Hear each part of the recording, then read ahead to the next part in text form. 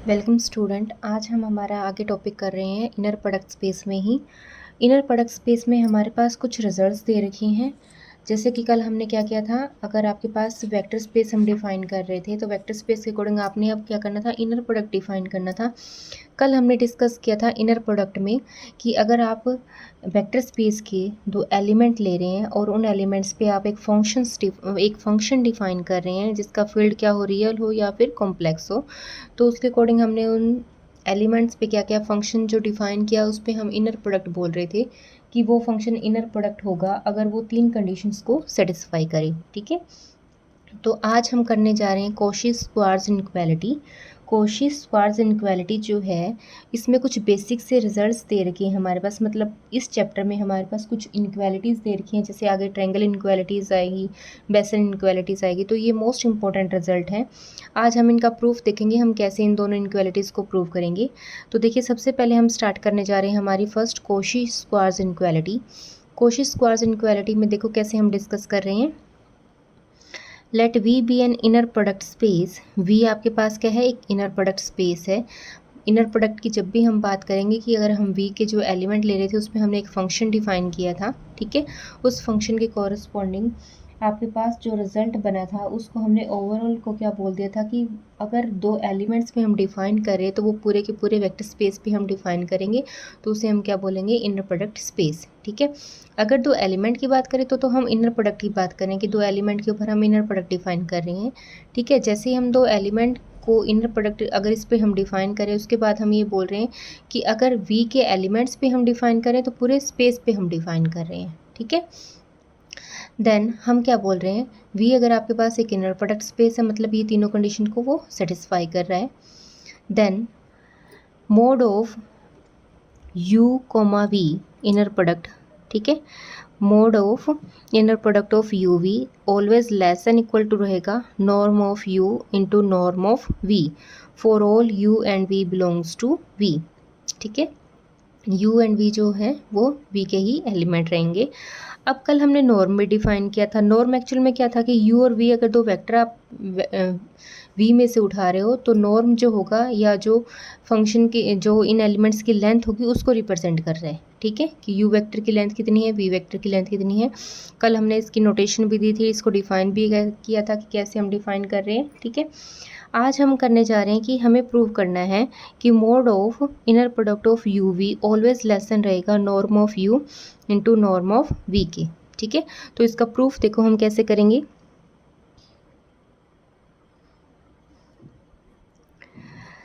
सबसे पहले हम चेक करेंगे इनकी नॉर्म की जो लेंथ है वो हम कैसे डिफाइन कर रहे हैं। वो डिपेंड करता है कि वेक्टर आपके पास कैसे लेके चले हैं। ठीक है, तो फर्स्ट देखो, अगर हम क्या लेके चले, if u equals to zero, अगर u को हम क्या ले लें, ज़ीरो ले लें, देन हमारे पास जो इनर प्रोडक्ट है u और v की वो कैसे हम डिफाइन करेंगे। इसका मतलब अगर आप u को ज़ीरो ले रहे हो तो u के प्लेस पे ज़ीरो इंटू वी, तो रिजल्ट आपके पास क्या आएगा, ज़ीरो। कल हमने 5 प्रॉपर्टीज़ की थी, उसमें अगर हम एक वेक्टर को ज़ीरो ले रहे हैं तो उनका रिजल्ट क्या आएगा, ज़ीरो आएगा। ठीक है, एंड अगर u वेक्टर ही ज़ीरो है देन नॉर्म ऑफ u क्या होगी। ठीक है, अब नॉर्म की डेफिनेशन के अकॉर्डिंग हमने ये किया था, root of norm of inner product of u की u के साथ। ठीक है, इसका मतलब जब u वेक्टर ही ज़ीरो है तो उसके नॉर्म के अकॉर्डिंग हमारे पास यही रिजल्ट बनेगा और ये भी क्या आ जाएगा, ज़ीरो, मतलब उस वेक्टर की लेंथ भी क्या आ जाएगी, ज़ीरो आ जाएगी। ठीक है, अब ये तो हमने u वेक्टर के लिए कंसीडर करके देखा कि u अगर ज़ीरो है तो हमारे पास क्या रिजल्ट आ रहा है।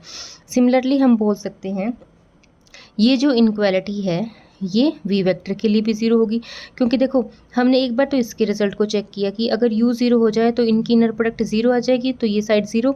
सिमिलरली अगर हम u को यहाँ पे ज़ीरो ले रहे हैं तो उसकी नॉर्म के अकॉर्डिंग ये रिजल्ट ज़ीरो, तो इनक्वालिटी होल्ड कर रही है। सिमिलरली हम बोल रहे हैं कि ये जो इनक्वालिटी है, द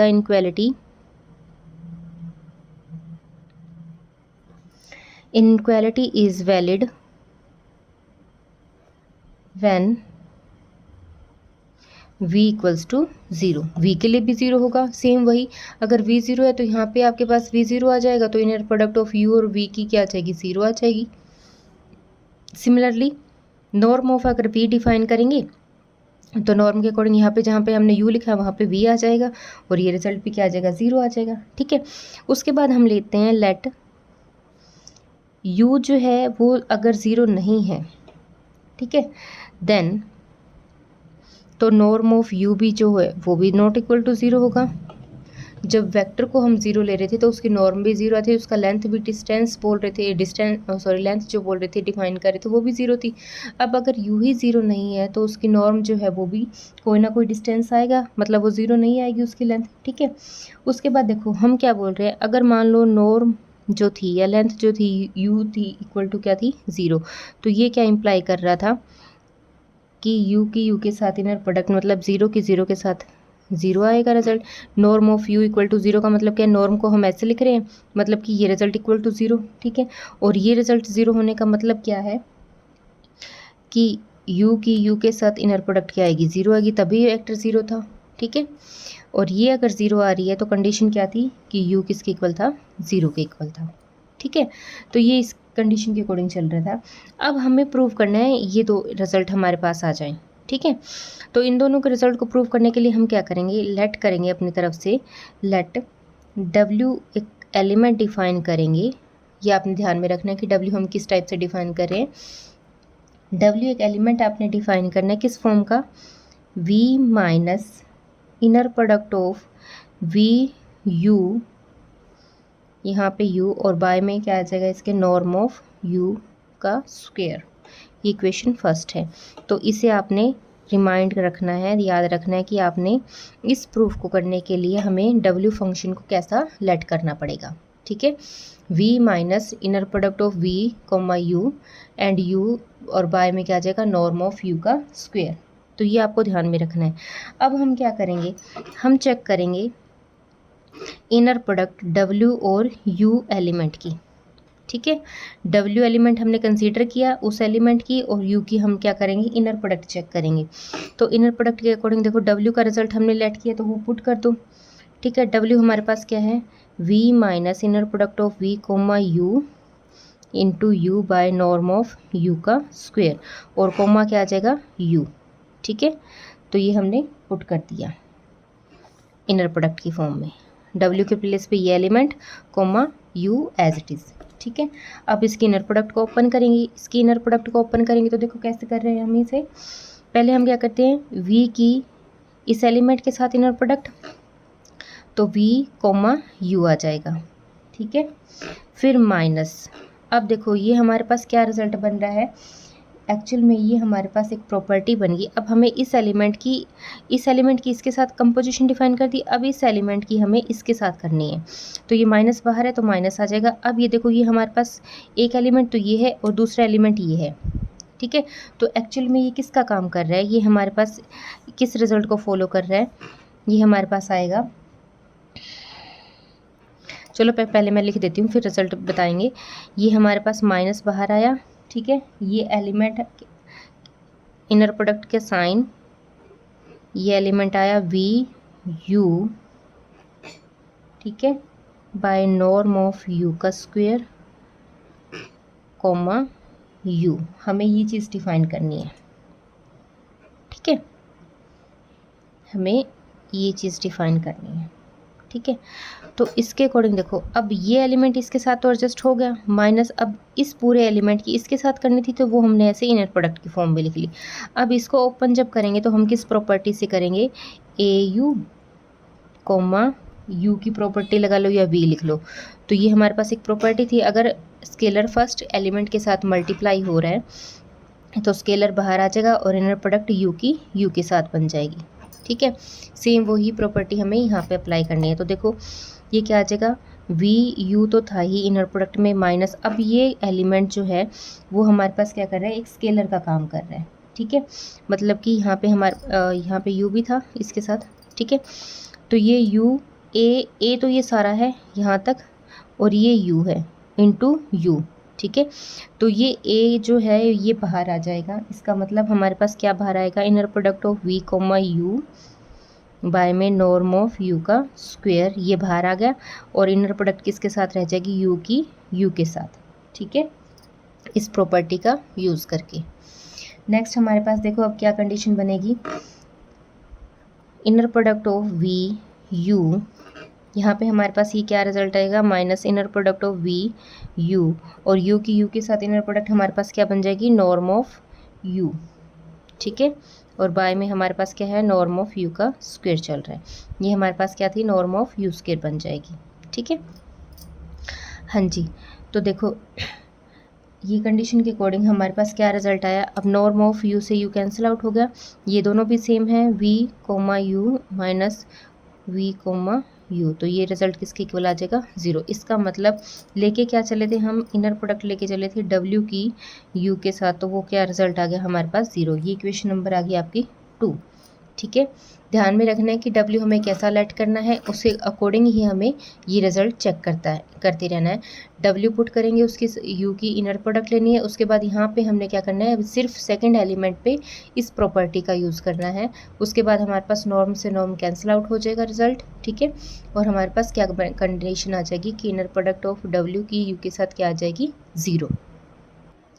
अब सेकेंड कंडीशन तो हमने निकाल ली, सेकेंड इक्वेशन। उसके बाद हम नॉर्म ऑफ W चेक करेंगे, ठीक है, कि नॉर्म ऑफ W का जो स्क्वायर है वो हमारे पास क्या बनेगा। नॉर्म ऑफ W का स्क्वायर का मतलब क्या है कि W की W के साथ इनर प्रोडक्ट, ठीक है।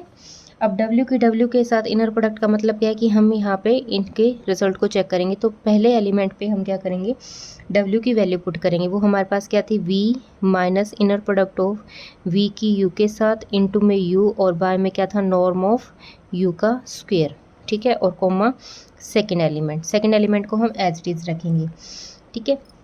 अब इसको सेम हम वैसे ही ओपन करेंगे, तो देखो मल्टीप्लाई करेंगे, ये हमारे पास फर्स्ट एलिमेंट इसके साथ मल्टीप्लाई होगा, तो यहाँ पे क्या आ जाएगा, V comma W inner product, ठीक है, माइनस सेकेंड एलिमेंट के अकॉर्डिंग हमारे पास यहाँ पे क्या आएगा। देखो अब हमें क्या करना है, इस पूरे एलिमेंट की इसके साथ प्रोडक्ट डिफाइन करनी है, ठीक है।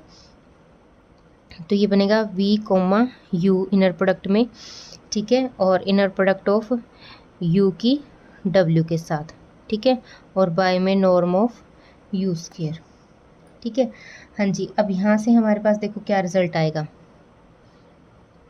VW माइनस, अब हम क्या कर रहे हैं, V कोमा U को तो एज इट इज़ रख रहे हैं इनर प्रोडक्ट में, इसको हम चेंज करना चाहते हैं, क्योंकि हमारे पास जो इनक्वालिटी आई थी, जो फर्स्ट कंडीशन आई थी, उसमें हमारे पास क्या आया था कि W की U के साथ इनर प्रोडक्ट हमारे पास 0 आ रही थी। तो इसको हम चेंज कर देंगे, रिवर्स कर देंगे। रिवर्स जैसे ही करेंगे तो हमारे पास WU इसके ऊपर कंजुगेट आ जाएगा, ठीक है। जैसे ही हम क्या करते हैं, रिवर्स करेंगे एलिमेंट्स की पोजीशन को, तो हमारे पास उसका कंजुगेट आ जाएगा। ये हमारे पास क्या थी, फर्स्ट प्रॉपर्टी के अकॉर्डिंग था, और फर्स्ट रिजल्ट से हमने क्या किया था, इनर प्रोडक्ट इनकी 0 डिफाइन की थी, ठीक है। रिजल्ट निकाल लिया था कि W की U के साथ इनर प्रोडक्ट क्या आ रही है, 0 आ रही है।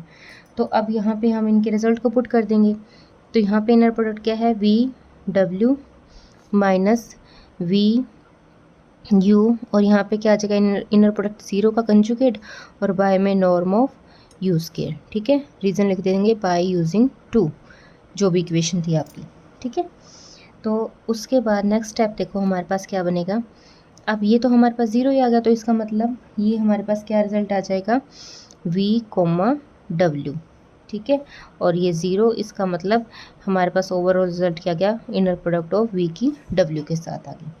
अब V की W के साथ इनर प्रोडक्ट आ गई, तो W की वैल्यू यहाँ पे पुट कर दो, तो ये हमारे पास क्या रचेगा, V, और W की वैल्यू क्या थी हमारे पास, V minus inner product of V comma U into U by norm of U square, ठीक है, बाय 1।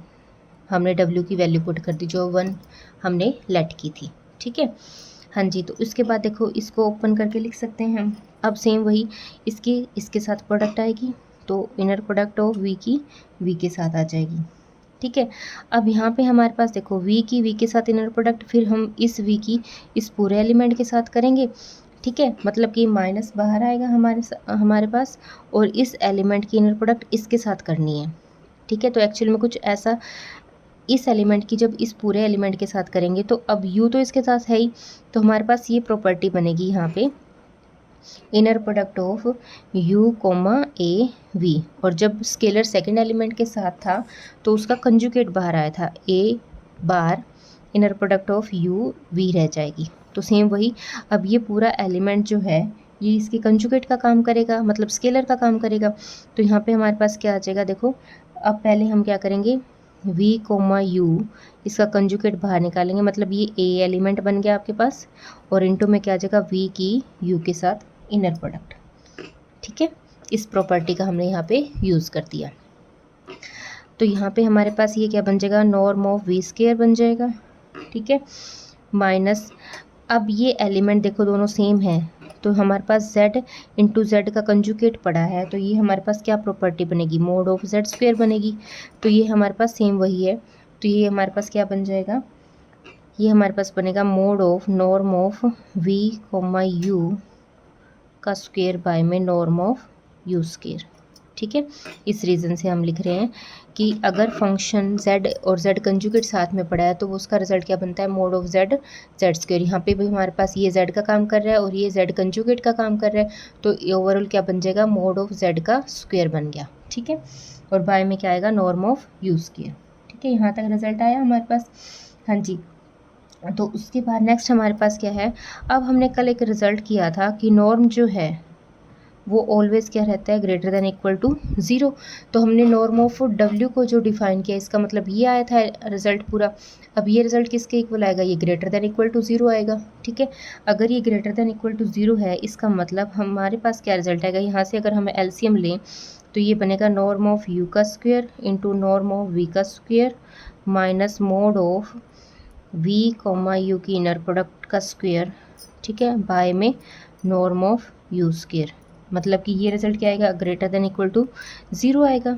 ठीक है, और यहाँ से हम क्या बोल रहे हैं कि norm of u square into norm of v square minus mod of inner product of v comma u का square greater than equal to क्या आ जाएगा, 0 आ जाएगा। ठीक है, इसको सॉल्व कर लिया। उसके बाद हमारे पास नेक्स्ट कंडीशन क्या आएगी, norm of u square norm of v square, इसको शिफ्ट कर दो तो ये क्या रहेगी, ग्रेटर देन इक्वल टू, ये हमारे पास mod of norm of v comma u का square.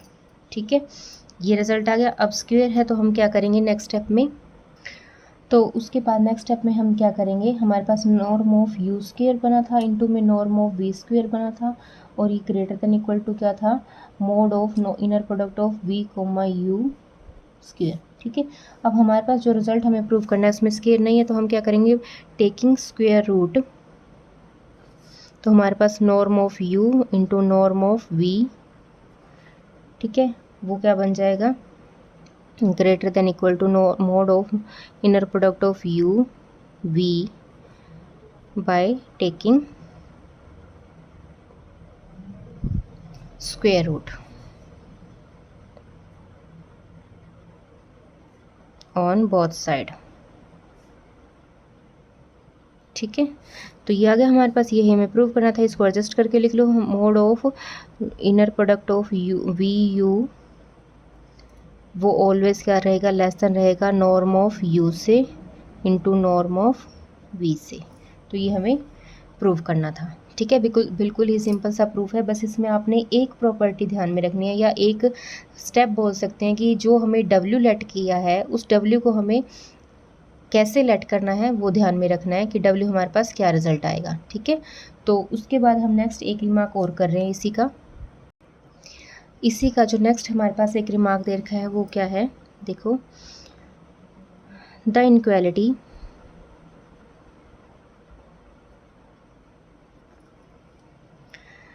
will become an equality if and only if u and v are linearly dependent। ठीक है, तो ये देखो हमने जो रिजल्ट किया था वो इनक्वालिटी का था। ठीक है, वो ये बोल रहे हैं कि ये जो इनक्वालिटी है वो इक्वालिटी में कब चेंज हो जाएगी, जब u और v जो एलिमेंट हम लेके चले थे या जो वेक्टर लेके चले थे वो क्या हो, लिनियरली डिपेंडेंट हो। ठीक है, तो इसका प्रूफ हम कैसे करेंगे, देखो, लेट हम क्या करके चलते हैं कि हमारे पास है norm of v u v था क्या, ठीक है,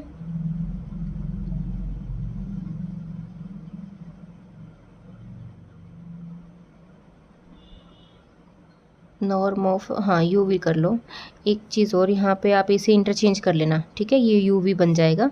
इनर प्रोडक्ट हम एलिमेंट का आगे करके लिख सकते हैं। तो यू वी की इनर प्रोडक्ट का जो मोड है वो equal to norm of you into norm of V होगा, ठीक है। इसको यहाँ पे चेंज कर लो, यू कोमा वी, यहाँ पे पी यू कोमा वी आ जाएगा, ठीक है। इसको आप चेंज कर लेना। हाँ जी, तो ये हमारे पास, हम इसको लेके चले कि अगर हम इक्वालिटी लेके चले, इसका मतलब क्या होगा, 4 अगर हम u इक्वल टू क्या ले लें, 0 वेक्टर ले लें, देन u वेक्टर किसके इक्वल लिख सकते हैं, 0 इंटू वी वेक्टर के इक्वल लिख सकते हैं, ठीक है।